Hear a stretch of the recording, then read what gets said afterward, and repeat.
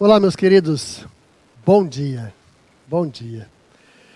Mais uma vez estamos aqui e nesse nosso passeio aqui pela Bíblia para estudar e principalmente, meus queridos, eu acho que o objetivo principal que a gente precisa buscar e querer alcançar é ouvir Deus nos falando. Acho que quando a gente para nesses momentos aqui de estudo, o principal objetivo que a gente tem que buscar é exatamente isso, é ouvir a voz de Deus, Deus falando a cada um de nós.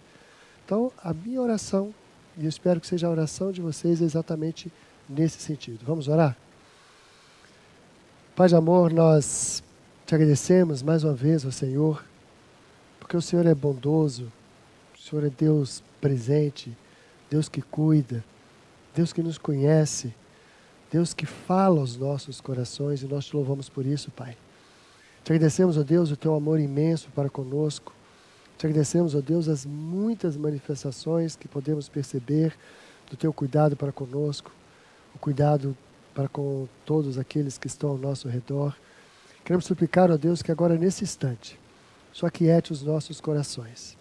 O Senhor nos faça dependentes do Senhor. O Senhor nos conduza, Pai, segundo a tua vontade, segundo o teu querer. Que o Senhor mesmo fale aos nossos corações, Pai. Tira de nós tudo aquilo que possa impedir a nossa comunhão contigo, agora nesse instante, ó Deus Santo, e fala a cada um de nós. Usa-nos, ó Deus Santo, para a honra e glória do teu santo nome. Nós oramos em nome de Jesus. Amém. Amém. Queridos, na última semana, a gente viu ali o desfecho do dilúvio e as novas regras e orientações que foram dadas por Deus para a humanidade, né? De forma a criar alguns impedimentos para que o homem percebesse, então, a sua fragilidade diante de Deus. Nesse mesmo momento, Deus começou a revelar também o simbolismo do sangue, bem como a sua importância diante de Deus, e o homem então passou a ter de maneira formalizada o preço de uma vida. Eu sei que semana passada a gente caminhou bem rapidamente com alguns conceitos, mas eu espero que a gente venha ter isso mais claro nas próximas lições. E assim, acima de tudo, né? É o próprio Deus que vai clareando o nosso entendimento e que vai nos dando orientações sobre a sua palavra, né? Depois daquelas regras e daquelas orientações que a gente viu na semana passada, Deus repete a mesma ordem que foi dada a Adão lá no princípio. Ele relembra que a responsabilidade de povoar a terra e dominá-la estava agora sobre Noé e sua família. Olha o que nos diz aqui o versículo 7 do capítulo 9. Mas vós, Deus falando ali a Noé e a sua família, né? Vós frutificai e multiplicai-vos, povoai abundantemente a terra e multiplicai-vos nela. Eu quero destacar aqui para vocês que nós estamos tendo um novo começo, né? A primeira terra, primeira etapa ali da criação, os primeiros seres humanos morreram, e agora Deus está começando tudo de novo com Noé. E ele estabeleceu as regras que nós vimos na semana passada, e ele vai fazer também uma aliança com Noé. Mas essa aliança seria também com toda a raça humana e com toda a criação. E nessa nova aliança que nós vamos ver hoje, Deus informa que não mais traria juízo sobre a terra através das águas. Olha só, Deus fez o dilúvio, trouxe o dilúvio, e agora ele está dizendo que não mais vai fazer isso. E para que o homem se lembre desse compromisso, e é um compromisso de Deus, Deus então estabelece um sinal dessa aliança, que é o arco-íris, né? O arco que ele deixa nas nuvens. Olha lá o texto nos capítulo 9, versículos 8 a 15. E falou Deus a Noé e a seus filhos com ele, dizendo: E eu, eis que estabeleço a minha aliança convosco e com a vossa descendência depois de vós, e com toda a alma vivente que convosco está, de aves, de gado e de todo animal da terra convosco, com todos os animais, com todos que saíram da arca, até todo animal da terra, e eu convosco estabeleço a minha aliança, que não mais será destruída toda a carne pelas águas do dilúvio, e que não haverá mais dilúvio para destruir a terra. E disse Deus: Este é o sinal da aliança que ponho entre mim e vós, e entre toda a alma vivente que está convosco por gerações eternas. O meu arco tenho posto nas nuvens, e este será por sinal da aliança entre mim e a terra. E acontecerá que, quando eu trouxer nuvens sobre a terra, aparecerá o arco nas nuvens, e então me lembrarei da minha aliança, que está entre mim e vós, e entre toda a alma vivente de toda a carne, e as águas não se tornarão mais em dilúvio para destruir toda a carne. Então, Deus disse que aquela situação do dilúvio foi única e não vai acontecer mais. E é por isso que ele estabeleceu aquelas regras, que ele começou a estabelecer aquelas regras que nós vimos na semana passada, exatamente para garantir, né, para que o homem pudesse caminhar de uma forma diferente daquele que caminhou antes, e para que não chegasse num fim tão rápido como aquele que aconteceu antes, né? E é a primeira vez, então, que Deus usa um sinal para lembrar ao homem de uma aliança. Olha, vamos prestar atenção nisso, porque Deus agora vai fazer aliança com o homem, e nesse processo de revelação contínuo, crescente e constante, né, que ele faz com o homem, ele agora vai colocar marcos. Marcos. A gente vai ver isso também, os marcos na vida de Abraão, que nós vamos estudar na semana que vem, que a gente vai começar a estudar, né? E ele então traz esse sinal para lembrar ao homem da aliança que ele fez. Então Moisés mostra, através dessas informações, que Deus vai estabelecendo regras e utilizando outros recursos para ajudar o homem no seu relacionamento com Deus. Então nessa aliança, Deus não exige nenhuma contrapartida do homem. E aqui é interessante, né?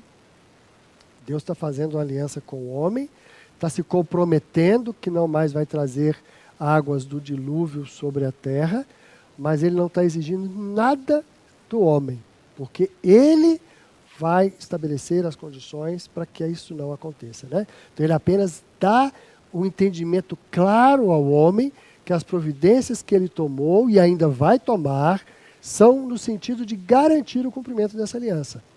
Esse é o nosso Deus, meus queridos.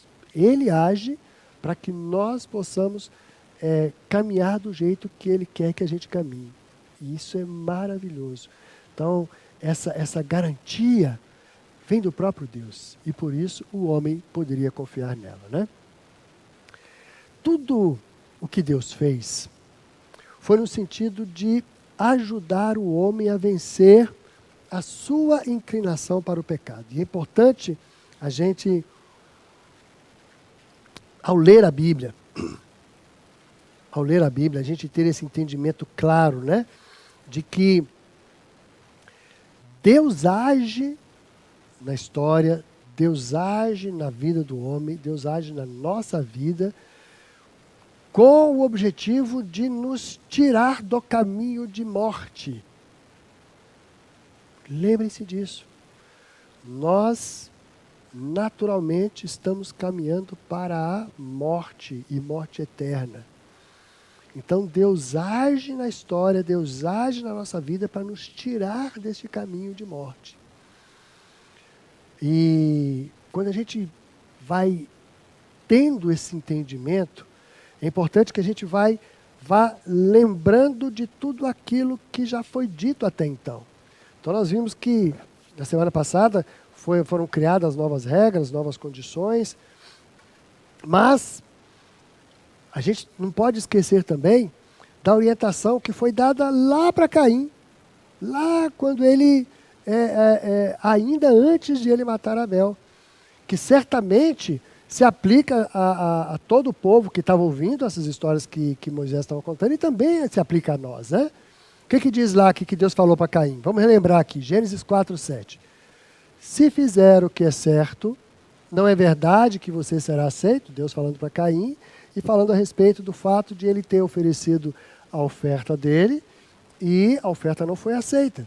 E nós já estudamos sobre isso, a gente já viu qual que é esse entendimento, né, do ser aceito e por que a oferta de Caim não foi aceita. Mas, olha Deus continuando a dizer, se não fizer o que é certo, eis que o pecado está à porta à sua espera. E isso vale para cada um de nós. Cada um de nós. Se nós não fizermos o que é certo, o pecado está à porta à espera de nós. E aí Deus continua. O desejo dele, do pecado, será contra você, contra cada um de nós, mas é necessário que você, que cada um de nós, o domine. Então essa regra, esse ensinamento, essa orientação que Deus deu a Caim lá atrás, antes de ele matar Abel, vale para nós hoje. Então Deus está dizendo para cada um de nós hoje, o pecado está na porta. E o diabo está sempre oferecendo oportunidades para você pecar, para você se distanciar de Deus, para você caminhar longe dos caminhos do Senhor. Mas o que o Espírito Santo fala ao nosso coração é, cumpre a nós dominar, guiar o nosso coração, impedir que o nosso coração caminhe na oferta que o diabo traz para nós.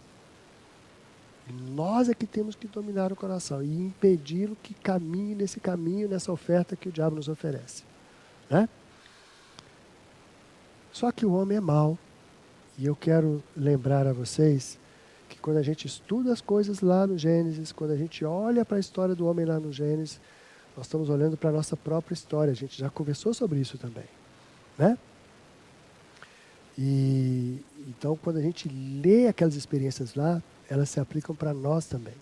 Quando a gente vê aquelas orientações que foram dadas lá, elas se aplicam a nós também. Quando a gente vê aquele cuidado de Deus de querer desviar o homem do caminho de morte, esse cuidado também ele tem hoje sobre nós e querendo nos conduzir para a vontade dele.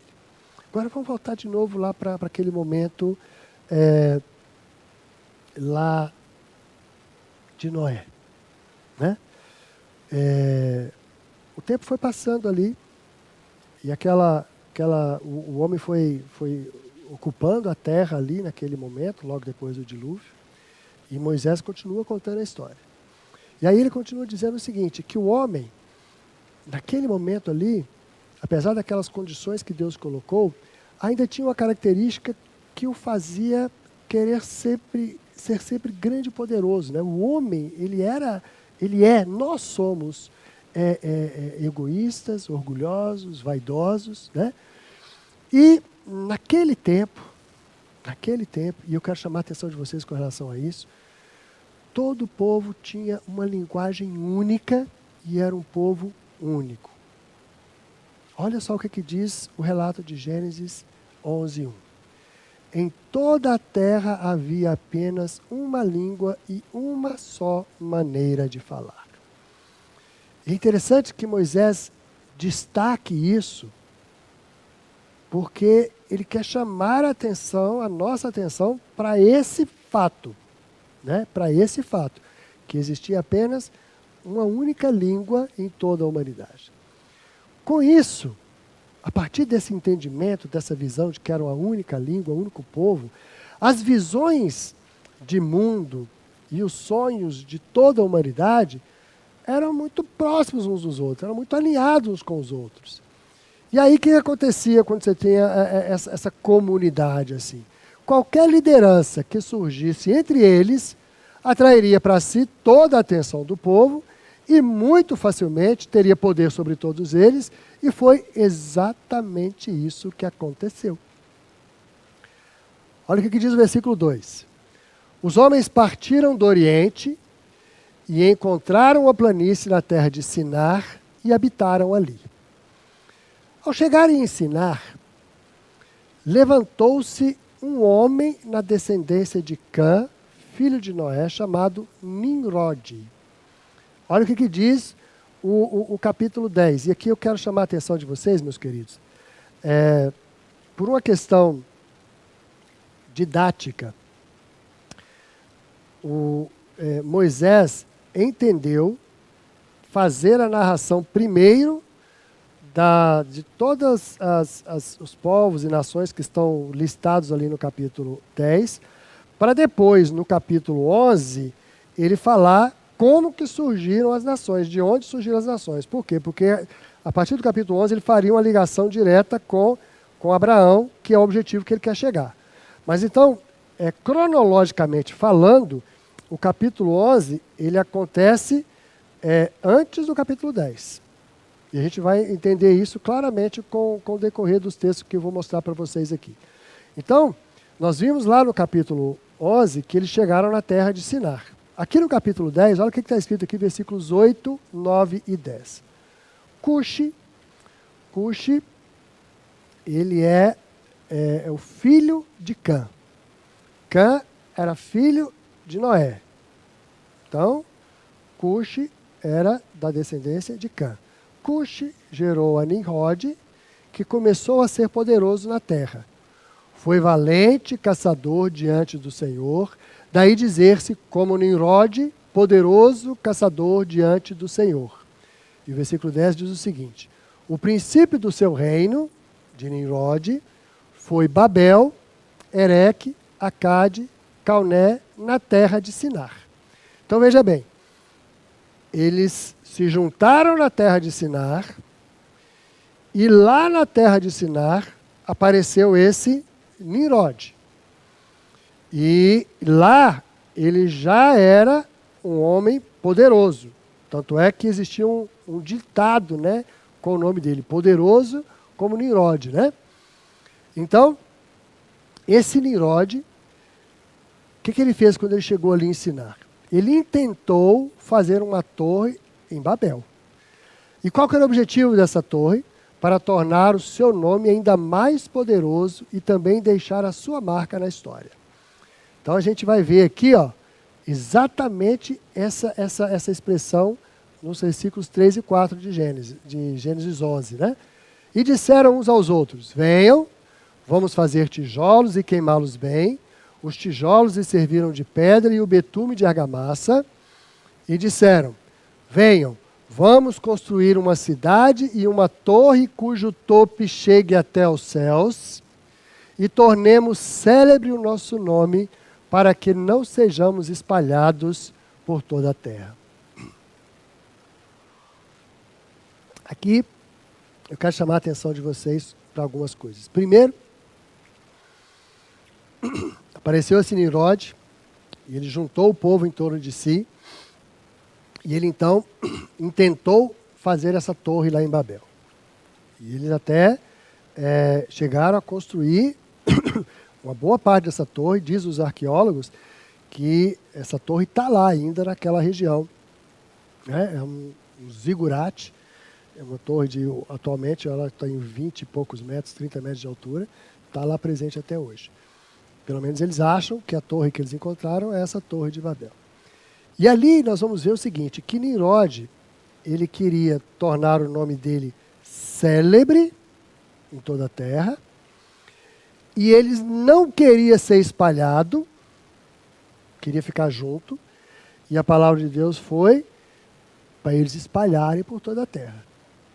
Então nós vimos que a arrogância do homem começou a aparecer de novo, então começou a gerar aquele mesmo ambiente que estava lá atrás quando a terra foi destruída.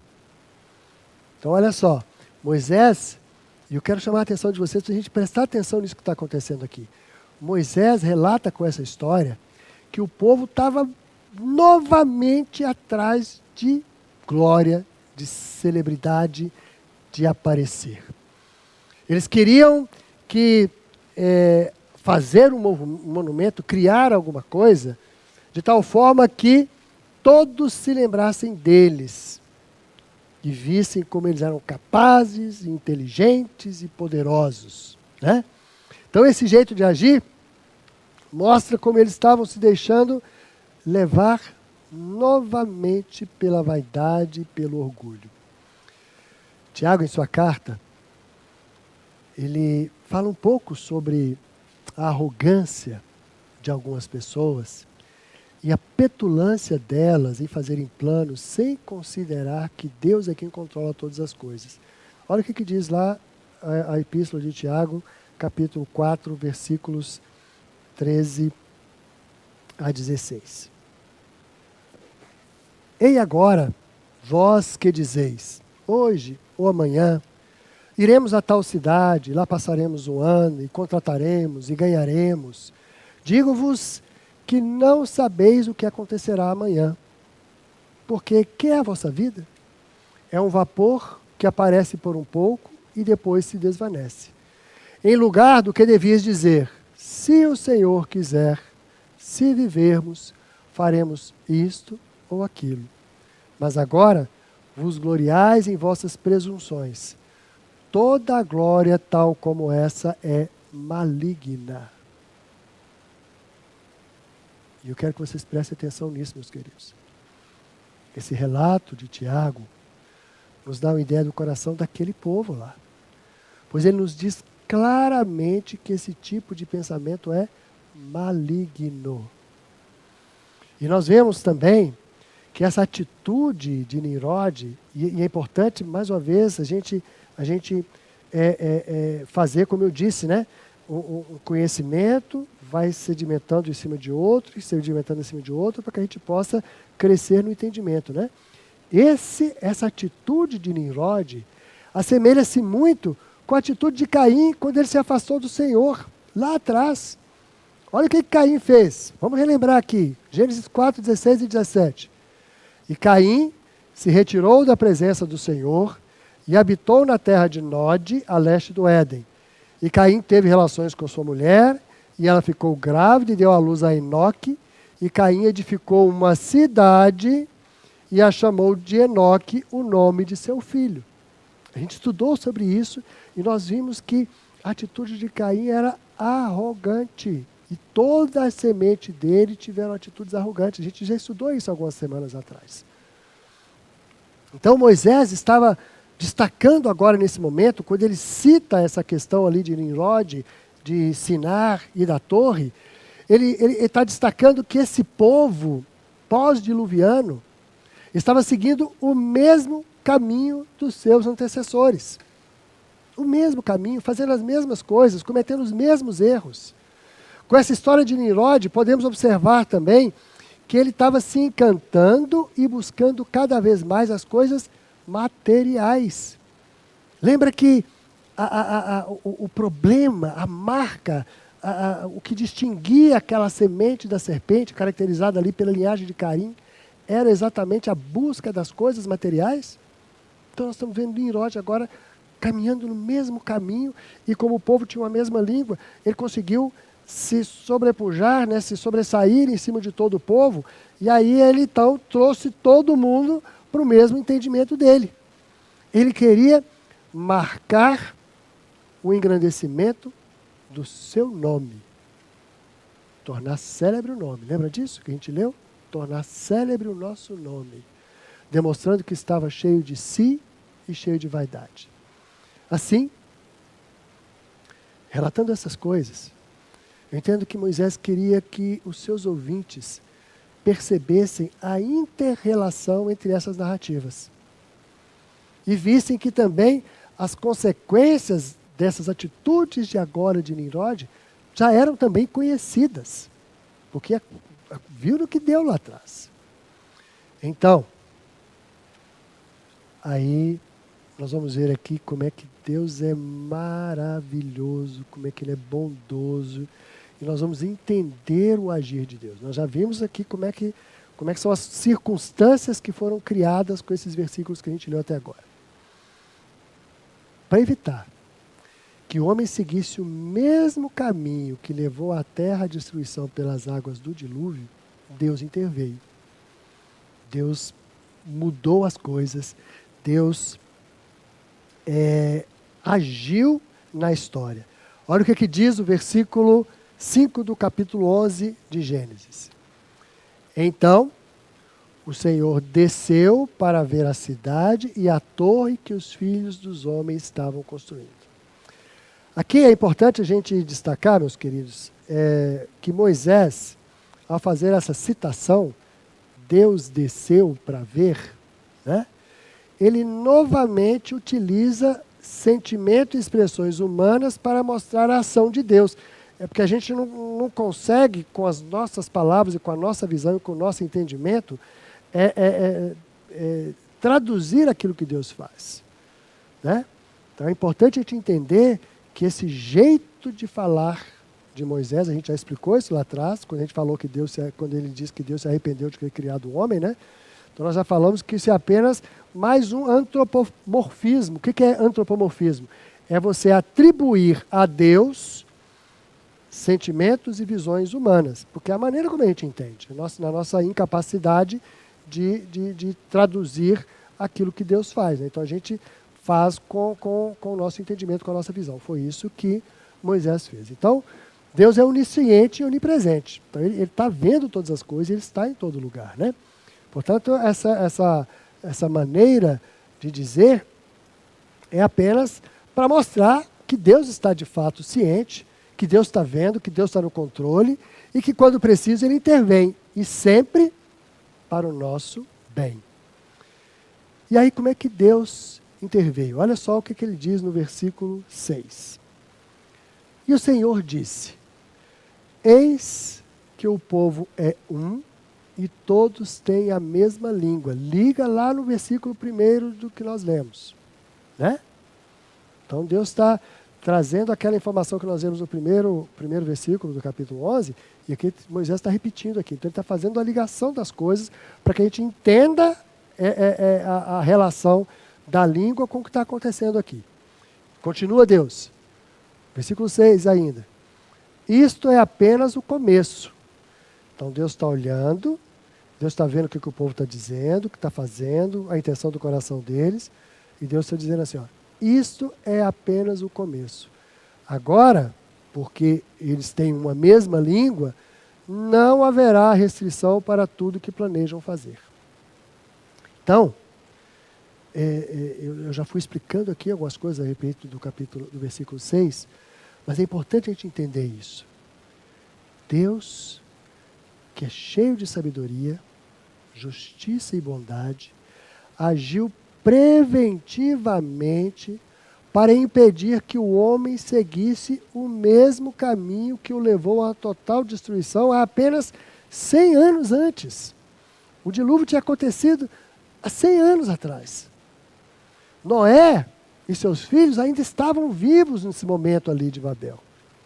No entanto, parece que muito cedo os descendentes de Cã, porque Cuxi, como eu disse para vocês, é filho de Cã, se esqueceram dos motivos que tinham levado à destruição à geração anterior. Então Moisés está mostrando para o povo ali no deserto, lembra que eu já falei com vocês?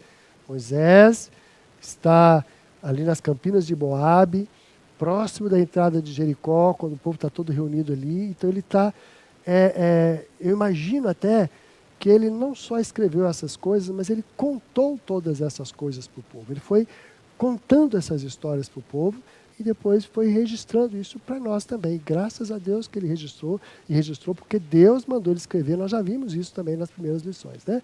Então Moisés está mostrando para o povo ali no deserto que as mesmas causas que levou a humanidade, ou as mesmas causas que levaram, né, a humanidade a experimentar o dilúvio, a passar pelo dilúvio, estão presentes novamente. É por isso que Deus sempre age na história para nos ajudar, para nos conduzir para o cumprimento da sua vontade. Então o homem continua mal, Nós vimos ali o exemplo de Nimrod, com as mesmas atitudes de Caim lá atrás. O homem continua mal. Nós somos esse homem, o nosso coração é mau. Se a gente não tomar cuidado, a gente vai se distanciar de Deus. A palavra de Deus diz assim, aquele que está em pé, cuidado que não caia. Né? Então o homem continua mal. O seu coração é totalmente orgulhoso e é por isso que ele se acha autossuficiente. Nós nos achamos autossuficientes. Meus queridos, talvez, e certamente, né, não existe em nós o desejo de construir uma torre para alcançar os céus, para tornar célebre o nosso nome. Mas quantas coisas a gente faz hoje para tornar célebre o nosso nome? Como é que a gente se relaciona com as pessoas? E aquela famosa frase, olha com quem você está falando. Não tem o mesmo sentido? A gente se acha autossuficiente. O nosso coração é mau, meus queridos, é mau. E é por isso que Deus olhou ali para aquele momento da história e quando ele viu aquela situação ali, o povo com a mesma língua, com toda a união que eles tinham, a palavra de Deus diz que Moisés, quando cita o texto ali, ele fala assim, agora não haverá restrição para tudo o que planejam fazer. Então ele está dizendo que a humanidade, se continuasse daquele jeito, chegaria então ao mesmo fim que a geração do dilúvio. Então Deus já tinha colocado, nós vimos na semana passada, Deus já tinha colocado os animais com uma dificuldade a mais no processo para diminuir a velocidade, né, o ritmo de deterioração do homem, mas o homem ainda insistia em seu caminho de morte. Então aquele passo anterior que nós vimos na semana passada não foi suficiente ainda. Mas Deus tinha dito que não mais destruiria a terra e que ele não estava exigindo nada do homem, porque ele garantiria. Lembra que nós vimos? A bondade de Deus, então, meus queridos, ela é infinitamente maior do que tudo que possamos imaginar. Por conta dessa bondade, ele agiu mais uma vez na história para ajudar o homem a vencer as dificuldades que o próprio homem traz para si mesmo e que o homem não tinha nem noção disso. Então o que Deus fez? Versículos 7 e 8. Venham, vamos descer, e aqui eu chamo a atenção de vocês mais uma vez sobre o plural que Moisés coloca. Não é a primeira vez que ele fala da ação de Deus, da maneira de Deus agir, sempre coloca no plural. Lembra lá atrás quando ele falou, façamos o homem à nossa imagem e semelhança? Agora ele fala assim, venham, vamos descer. Então, é o nosso Deus triuno, né? A ideia, isso não está claro aqui, mas nós que já temos a revelação completa, nós sabemos disso. Vamos descer e fazer o quê?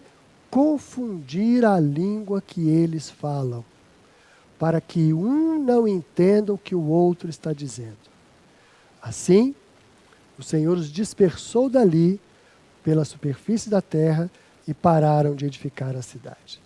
Olha que coisa interessante, meus queridos, olha que coisa interessante. Num único ato de Deus, simples, sem causar nenhum tipo de dor, nenhum tipo nenhuma situação assim que o homem sentisse algum tipo de juízo sobre ele, não.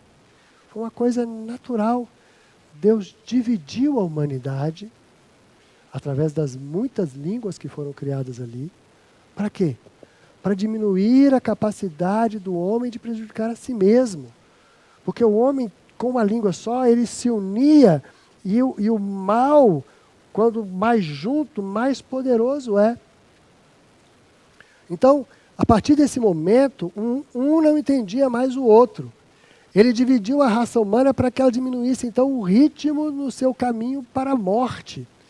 E agora, então, mais uma dificuldade foi criada para evitar que essa ganância de poder tomasse novamente proporções continentais, a ponto de levar a humanidade a outro ponto de ruptura. Então, olha o que diz o versículo 9. Por isso a cidade foi chamada de Babel, porque ali o Senhor confundiu a língua de toda a terra, e dali o Senhor os dispersou por toda a superfície dela. Interessante a gente observar o poder da língua e da comunicação. Ao dividir a humanidade, Deus impediu que eles continuassem com um só coração, uma só visão de mundo. O homem, então, corrompido pelo pecado, não pôde ter esse privilégio. E eu quero que vocês entendam isso. Era um privilégio que nós tínhamos de ser uma língua só por toda a humanidade. Por isso, ele foi tirado. O homem não tinha capacidade de ter esse privilégio. A maldade no homem fez com que Deus tirasse esse privilégio do homem. No entanto, e é interessante a gente perceber que isso é privilégio quando a gente vai ver o restante da Escritura Sagrada. Deus nos diz que haverá um tempo em que Ele julgará todos os povos e exercerá o seu juízo de forma definitiva sobre a terra. E depois disso, depois desse juízo, a nossa linguagem será restaurada. E todos teremos uma única linguagem de novo e ela será pura. Olha o que nos diz o profeta Sofonias, e é lindo esse texto, meus queridos. Olha só, Sofonias 3, versículos 8 e 9. Portanto, esperai-me, diz o Senhor, no dia em que eu me levantar para o despojo, porque o meu decreto é ajuntar as nações e congregar os reinos, para sobre eles derramar a minha indignação e todo o ardor da minha ira, porque toda a terra será consumida pelo fogo do meu zelo. Deus tinha dito lá atrás que não destruiria pelas águas, mas vai destruir pelo fogo. Porque então, olha só, depois disso, então darei uma linguagem pura aos povos, para que todos invoquem o nome do Senhor, para que o sirvam com um mesmo consenso. Maravilhoso, né? Maravilhoso. Vemos então, e eu quero mostrar para vocês como a palavra de Deus, ela mostra isso de uma forma muito bonita, né? Porque nós vemos um vislumbre dessa profecia, essa profecia de Sofonias, quando houve o derramamento do Espírito Santo lá no início da era apostólica. Olha o que Lucas nos relata lá em Atos, no evento que todos nós conhecemos, que foi do Pentecostes. Eu vou ler para vocês aqui, versículos de 1 a 11. E cumprindo-se o dia de Pentecostes, estavam todos concordemente no mesmo lugar. E de repente veio do céu um som, como de um vento veemente e impetuoso, e encheu toda a casa em que estavam assentados. E foram vistas por ele línguas repartidas como que de fogo, as quais pousaram sobre cada um deles. E todos foram cheios do Espírito Santo e começaram a falar noutras línguas conforme o Espírito Santo lhes concedia que falassem. E em Jerusalém estavam habitando judeus, homens religiosos de todas as nações que estão debaixo do céu. Olha o paralelo aqui, meus queridos. Todas as nações que estão debaixo do céu. E quando aquele som ocorreu, ajuntou-se uma multidão e estava confusa, porque cada um os ouvia falar na sua própria língua. E todos pasmavam e se maravilhavam, dizendo uns aos outros: pois que? Não são galileus todos estes homens que estão falando?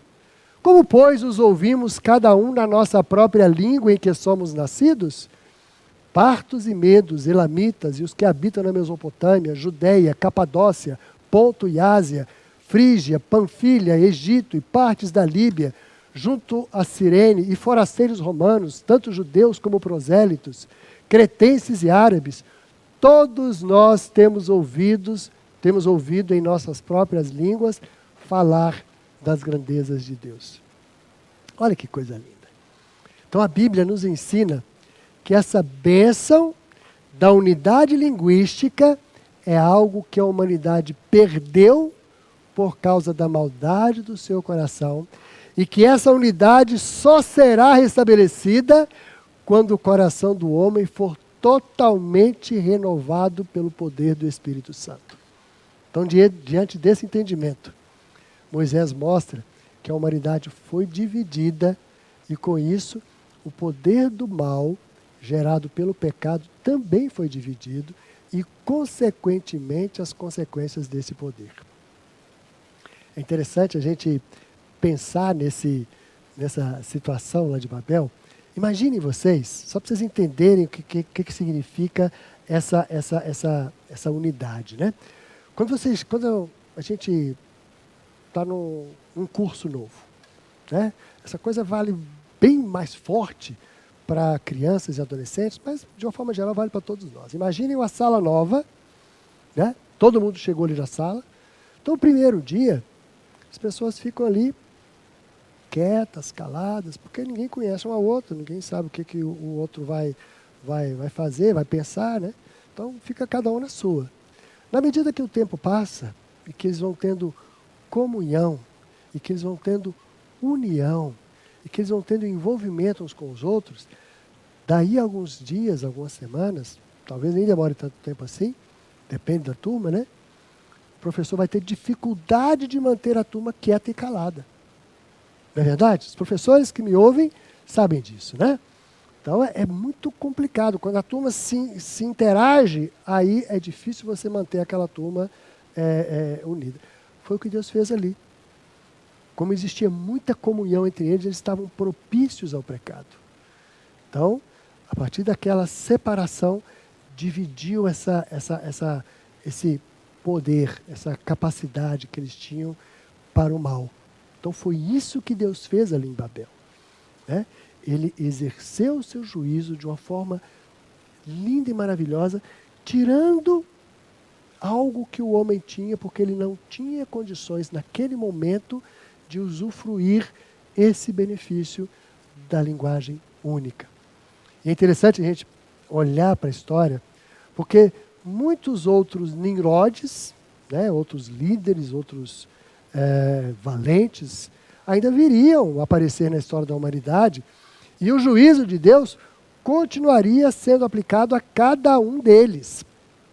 Mas sempre juízos específicos para a pessoa, para a nação ou para o povo, né, para aquele povo ali. Não mais juízos mundiais como aconteceu lá no dilúvio. Então foi essa maneira que Deus agiu para poder impedir que o homem chegasse naquela situação do dilúvio, e é por isso que ele fez aliança com o homem, porque ele mesmo é que ia garantir isso, e ele fez isso através de Babel. A partir desse momento, dessa divisão aqui em Babel, Deus ainda continuaria exercendo soberania e juízo sobre a humanidade, não de maneira global como no dilúvio, como eu já falei, né? Os juízos agora seriam mais parciais e dirigidos. Apesar de que, um dia, e a gente já falou sobre isso quando a gente leu lá em Sofonias, a história vai chegar ao fim. Não mais pelas águas como foi prometido pelo próprio Deus, né? Mas sim pelo fogo. E o apóstolo Pedro, ele diz de uma forma muito clara na sua carta essa questão do fim, né? Do fim que vai chegar, né? Olha lá a segunda carta de Pedro, capítulo 3, versículos 1 a 7.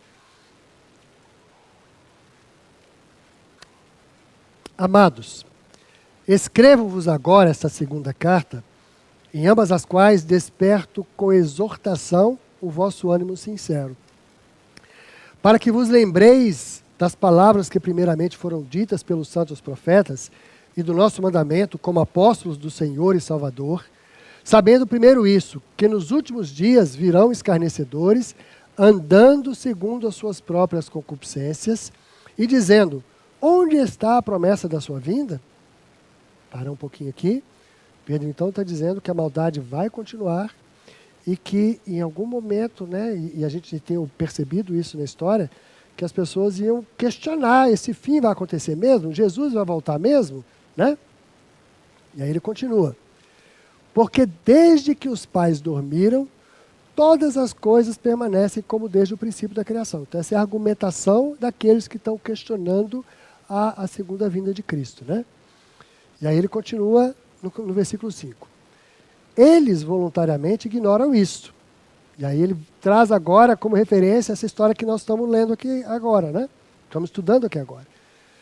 Que pela palavra de Deus, já desde a antiguidade existiram os céus e a terra que foi tirada da água e no meio da água subsiste, pelas quais coisas pereceu o mundo de então, coberto com as águas do dilúvio, mas os céus e a terra que agora existem, pela mesma palavra se reservam como tesouro e se guardam para o fogo, até o dia do juízo e da perdição dos homens ímpios. Então o apóstolo Pedro está voltando os olhos para aquele momento, esse momento lá da história, e está dizendo, olha, Deus prometeu que não vai acontecer mais o dilúvio, e ele garantiu, porque ele que empenha a sua palavra, mas a terra vai ter um fim. Então, assim como lá atrás, quando ele anunciou a Noé que viria o dilúvio, veio o dilúvio, agora nós temos os profetas do Velho Testamento e no Novo Testamento fazendo o mesmo anúncio. Vai vir o dia do final, do juízo final, e a terra vai ser consumida pelo fogo. Lá atrás, quando Noé anunciou o pregoeiro da justiça, falando sobre as águas, ninguém acreditou nele. Só que veio o dilúvio e matou a todos. E agora, os profetas estão dizendo, virá a destruição pelo fogo. E Pedro ainda chama atenção, olha, vocês estão achando que vai demorar, que as coisas não vão acontecer. E aí ele traz o exemplo lá do dilúvio. Então esse exemplo cabe para nós também. Se a palavra de Deus está dizendo que Deus vai pôr um fim na história, é porque Ele vai pôr um fim na história. Se a palavra de Deus está dizendo que esse mundo que a gente conhece vai ser consumido pelo fogo, é porque vai ser consumido pelo fogo, assim como foi lá atrás. Então a palavra de Deus, ela traz a si mesmo, a própria palavra, como prova, como garantia daquilo que vai acontecer. Mas enquanto esse dia do juízo final não chega, muitas pessoas e nações ainda seriam alvo de juízos parciais de Deus e foram alvo de juízo parcial de Deus, sendo eliminadas por causa do pecado e da maldade. E aqui eu quero chamar a atenção de vocês, porque a palavra de Deus, ela diz que vai trazer esse juízo sobre toda a carne, sobre toda a terra, mas ela exerceu juízo sobre alguns povos e nações na história. Então, qual que é o critério de Deus? Quando chegou lá no dilúvio, ele falou assim, basta, chegou no limite, agora vou destruir. Então, Deus e Moisés vai dizer isso de forma muito clara, e ele vai contar alguns exemplos depois, nós vamos ver alguma coisa mais à frente, com calma a gente vai ver essas coisas.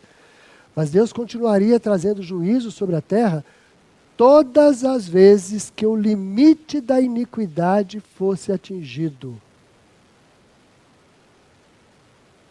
Presta atenção nisso, meus queridos.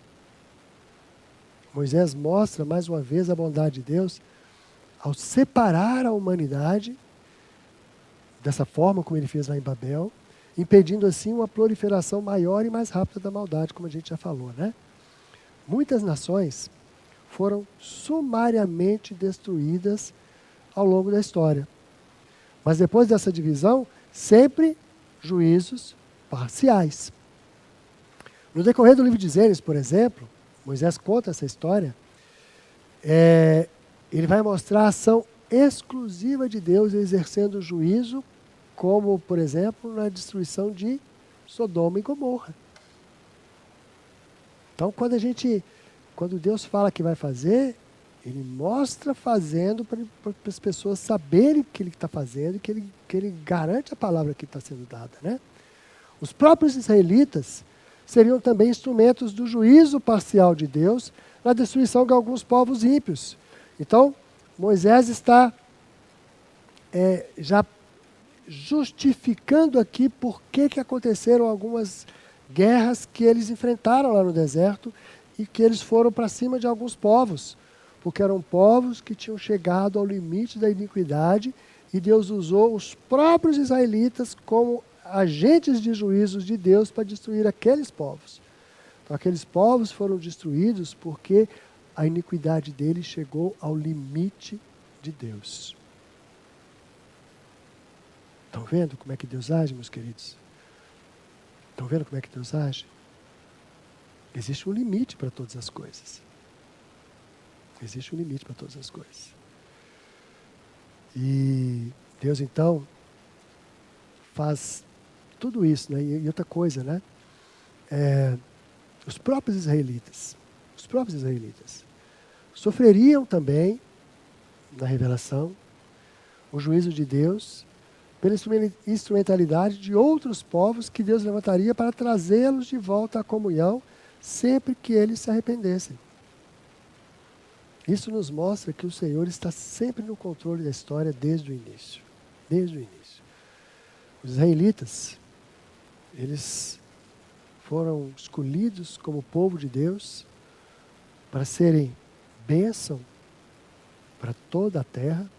A palavra de Deus diz, Jesus mesmo, quando ele conversa com aquela mulher samaritana, ele diz que a salvação vem dos judeus, então Deus separou um povo judeu para trazer a sua revelação máxima, a Bíblia e a revelação máxima que é Jesus, até nós, homens, até nós, gentios, até toda a terra.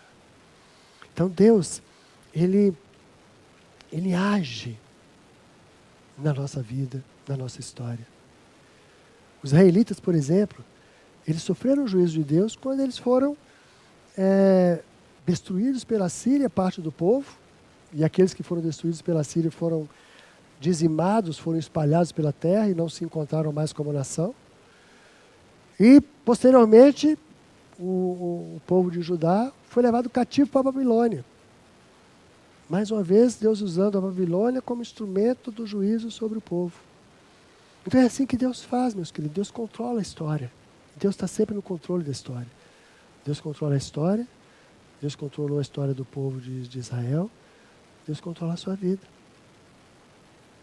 Quando a gente lê a palavra de Deus é para a gente entender quem Deus é.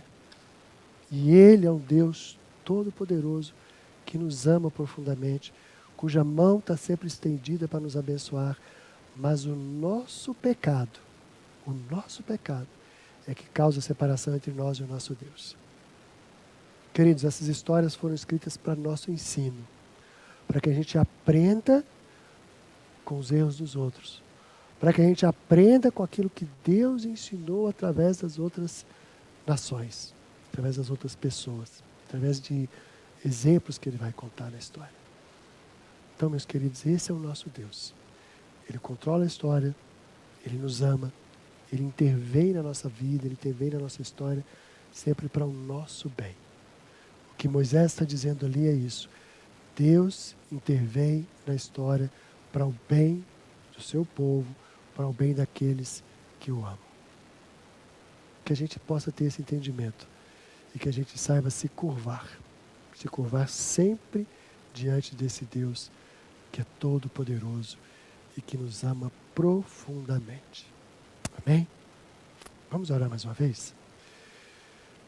Pai de amor, como é maravilhoso, Pai, te conhecer. Como é bom, Senhor, poder estudar a Tua palavra, Pai, e sentir a Tua voz, ouvir a Tua voz, ouvir a maneira como o Senhor foi cuidando, Pai, de nós enquanto povo Seu. E desde o início da história, eu sou sempre presente, sempre cuidando, orientando, ensinando, sempre intervindo na nossa história. Meu Pai de amor, eu quero te suplicar que o Senhor abra os nossos olhos, abra o nosso entendimento, que o Senhor amoleça o nosso coração, para que a gente possa perceber a ação do Senhor e para que a gente seja ensinado pelo Senhor. Queremos estar juntos do Senhor, Pai. Queremos caminhar junto do Senhor. Por isso eu te suplico, meu Deus, escreve no nosso coração a Tua vontade. Coloca em nosso coração o Teu querer, Pai, para que possamos fazer somente aquilo que te agrada. Ó Deus, tem misericórdia de nós enquanto povo teu e coloca-nos sempre, Senhor, sempre ao teu serviço, pois o que queremos fazer é a tua vontade. Fala o nosso coração, toca na vida de cada pessoa que está agora nos ouvindo, Pai. Que sejam ensinados pelo Senhor, que sejam abençoados pelo Senhor, que sejam conduzidos pelo Senhor. Essa é a minha oração, em nome de Jesus. Amém. Que Deus abençoe vocês, meus queridos.